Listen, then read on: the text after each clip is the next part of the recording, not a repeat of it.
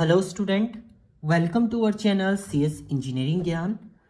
Class 11th की series में हमने लास्ट लेक्चर देखा था सिस्टम सॉफ्टवेयर।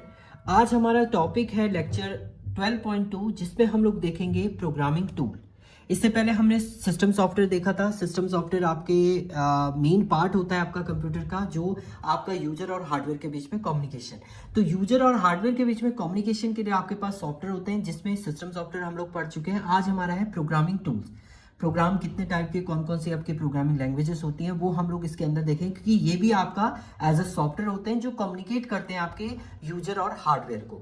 सो प्रोग्रामिंग टूल की हम लोग बात करते हैं तो प्रोग्रामिंग टूल में बी एनी सॉफ्टवेयर प्रोग्राम और utility that aid software developer और programmers in creating, editing, debugging, maintaining और परफॉर्मिंग एनी प्रोग्रामिंग और डेवलपिंग स्पेसिफिक टास्क। आपको कोई प्रोग्रामिंग स्पेसिफिक टास्क परफॉर्म करना है या डेवलपिंग स्पेसिफिक टास्क आपको परफॉर्म करना है, तो उसको आप परफॉर्म करेंगे किसी ना किसी प्रोग्रामिंग टूल्स के थ्रू। So programming tool is also known as a software development tool. किसी भी सॉफ्टवेयर को आपको डेवलप करना है तो वो किसी ना किसी प्रोग्रामिंग के थ्रू ही आपका डेवलप होगा, जिसमें आपके डिफरेंट टाइप की प्रोग्रामिंग लैंग्वेजेस यूज होती हैं। एंड आपकी मेनली दो टाइप की प्रोग्रामिंग लैंग्वेज होती हैं, लो लेवल, हाई लेवल। अभी आगे हम लोग इसको देखेंगे। In order to get some work done by the computer, we need to give instructions which are applied on the input data to get the desired output. जब भी आप कोई स्पेसिफिक टास्क परफॉर्म करना चाह रहे हैं कंप्यूटर के अंदर, तो इंस्ट्रक्शन आपके हैं, उनको कुछ आप इनपुट देंगे, देन उसके बाद आपका एक डिजायर आउटपुट जो है वो जनरेट होता है। ये जनरेट होता है आपका computer language are develop for writing this instruction. वो इंस्ट्रक्शन आपके राइटअप करने के लिए आप कंप्यूटर लैंग्वेजेस का यूज करते हैं। अब क्लासिफिकेशन ऑफ प्रोग्रामिंग लैंग्वेज की हम लोग बात करते हैं तो it is very difficult for human being to write instruction in a form of 1 and 0। क्योंकि अगर आप कोड राइटअप करें 0101 का कोड और प्रोग्रामिंग लैंग्वेज आप 01 में ही राइटअप करेंगे, तो वो ह्यूमन के लिए एक कॉम्प्लेक्स टास्क है। So different types of computer programming language are developed to simplify the code. तो there are two types of programming languages, low level programming language and high level language.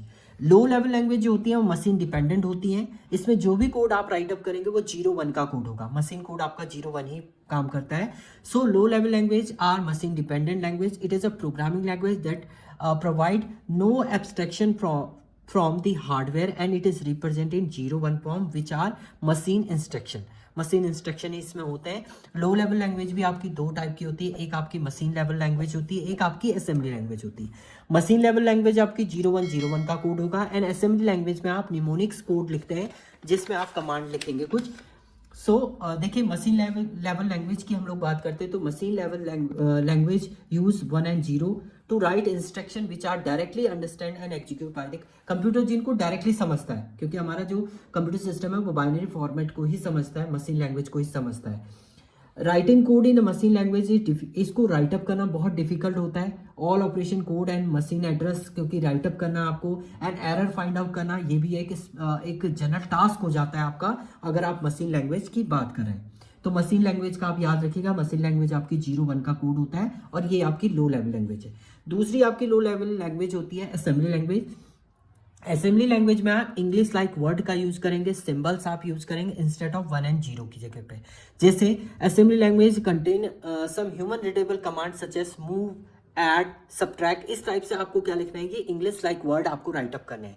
जैसे अगर हम assembly language की बात करें, अगर 2 number आपको add करना है तो सबसे पहले हम रजिस्टर टू रजिस्टर इसमें ट्रांसफर करते हैं। तो मूव करा आपने R1 में, ए मान लीजिए आपको ए प्लस ए की वैल्यू आपकी 10 है, बी की वैल्यू 20 है, इन दोनों को आपको ऐड करना है। तो मूव किया सबसे पहले R, देन मूव करा आपने R2 में किससे, बी को, एंड इसके बाद आपने ऐड कर दिया है R2 R1 एंड उसके बाद आपने मान लीजिए इसको सी के अंदर स्टोर करना है ए प्लस बी को। इसके बाद आप मूव कर देंगे इस R2 को किसके अंदर, सॉरी सी के अंदर इस R2 को मूव करेंगे। यानी सबसे पहले ए को आपने मूव किया R1 में, बी को आपने मूव किया R2 में, इसके बाद आपने R1 R2 ऐड किया, यानी R1 प्लस R2 हुआ और स्टोर भी आपका किसके अंदर, R2 के अंदर स्टोर हो गया।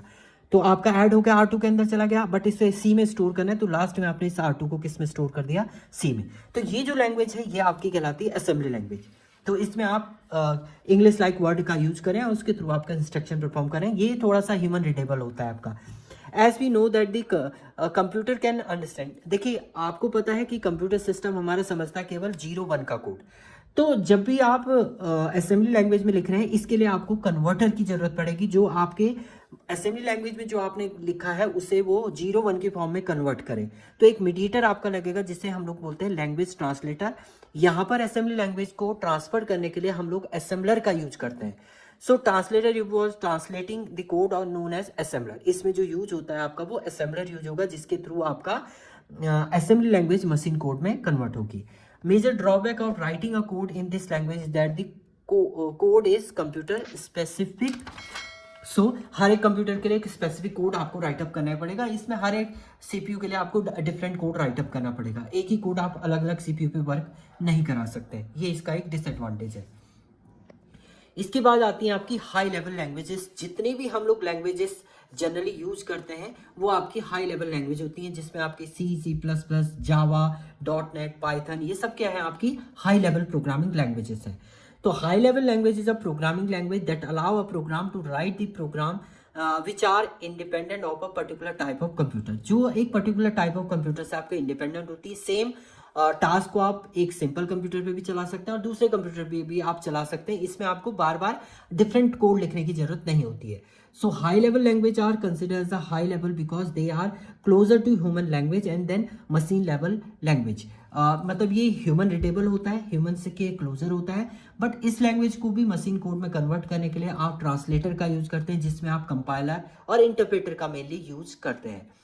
High level language are machine independent and are simpler to write code. आप सिंपल वे में इसको कोड राइट अप कर सकते हैं। इंग्लिश राइट सेंटेंसेस में भी होते हैं। जैसे आप जावा का कोड लिख रहे हैं तो आप क्लास बनाएंगे, क्लास के बाद आप उसमें टास्क परफॉर्म करेंगे। ऐसे ही आप पाइथन का कोड राइट अप करें। जैसे मान लीजिए मुझे 2 नंबर ऐड करने हैं, तो आपने a = 10 किया, b = 20 किया, c = a + b कर दिया और इसके बाद आपने इसे प्रिंट कर दिया है सम इक्वल टू करके, हम लोग सम इक्वल टू एंड यहाँ पर c को आपने प्रिंट कर दिया। तो ये एक सिंपल कोड है, जैसे 2 वेरिएबल लिए ऐड किया और ये, तो ये आपकी हाई लेवल लैंग्वेज के अंदर आती है। इनके लिए भी आप ट्रांसलेटर का यूज करते हैं, जिसमें आपके कंपाइलर और इंटरप्रेटर यूज होते हैं। अगर एग्जांपल की हम लोग बात करते हैं हाई लेवल लैंग्वेज, जिसमें आपकी C++ है, जावा है, पाइथन है, ये आपकी क्या है हाई लेवल प्रोग्रामिंग लैंग्वेजेस है। तो ये था आपका आपकी प्रोग्रामिंग लैंग्वेजेस एंड जो टॉपिक हमारा था वो था प्रोग्रामिंग टूल्स। इसमें हमने देखा था प्रोग्रामिंग टूल आपके कितने टाइप की आपकी लैंग्वेजेस होती हैं। इसके बाद जो नेक्स्ट हमारा ट्यूटोरियल होगा वो होगा आपका लैंग्वेज ट्रांसलेटर। ये हमारा नेक्स्ट लेक्चर होगा लैंग्वेज ट्रांसलेटर का एंड एप्लीकेशन सॉफ्टवेयर का। ये हम लोग नेक्स्ट वीडियो में देखेंगे। Thank you student.